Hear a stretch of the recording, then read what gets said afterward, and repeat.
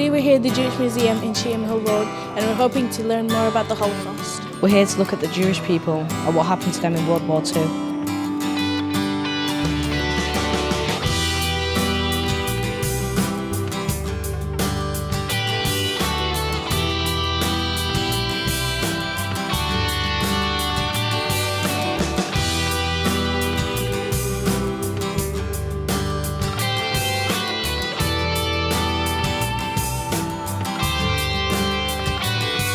The pupils have had an introduction to this Holocaust session, which is focusing on survivor stories, and we've introduced them to some key words. And the idea of the key words was to see how knowledgeable the students were before they came, and to highlight some of the words that they may not be familiar with to set the scene for the various stories.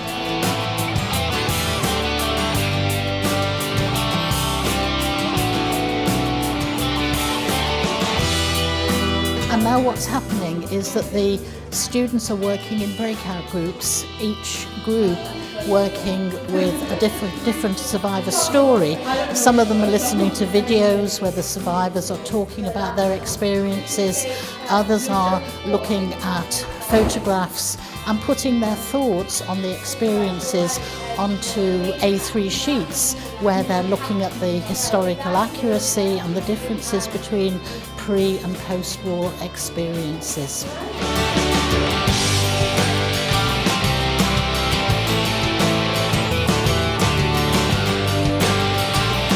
What we've been doing is watching a video about two Holocaust survivors who survived the concentration camp.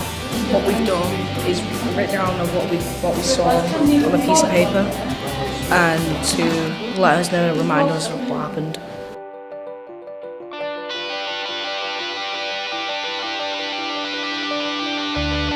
My name's Judith Wertheimer and I'm the daughter of Helen Teichner.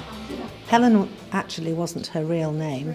Her real name was Rachel, but during the Second World War, to show that she wasn't actually Jewish, she had false papers made.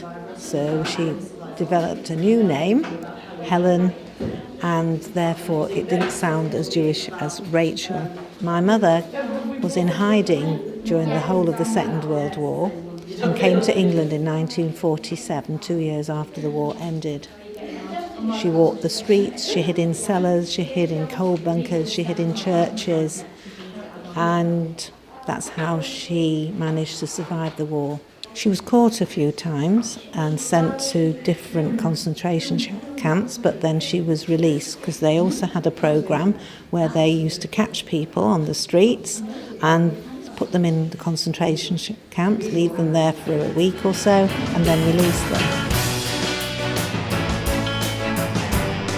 They will each move to spend some time looking at each of the survivors before we do a plenary session where we look at how much they've been informed about the different experiences, and we'll also be asking them to think of an action point of how they can preserve the memories and possibly help people in the future to act against discrimination. So how was your experience at the Jewish Museum? It was actually pretty fun and exciting. It was a good experience because I learned new stuff about Judaism that I didn't really know. For example, that King David's High School and Abrahamos High School was founded by the same person. The fact that during the World War there was collective concentration camps where you'd be taken in and left for a week and then taken out. Also, I learned the experience that the survivors had and how hard it was to get back into normal life. So you were just interviewed by the BBC, so what did you say? They asked me loads of questions like how was my experience, and I said that it was pretty good because you can learn a lot in school, but you can't you have better resources if you actually go to like a proper museum.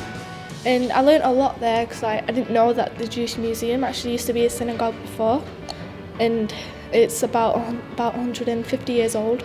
Also, you lit a candle for Jewish Memorial Day with a member of King David's High School.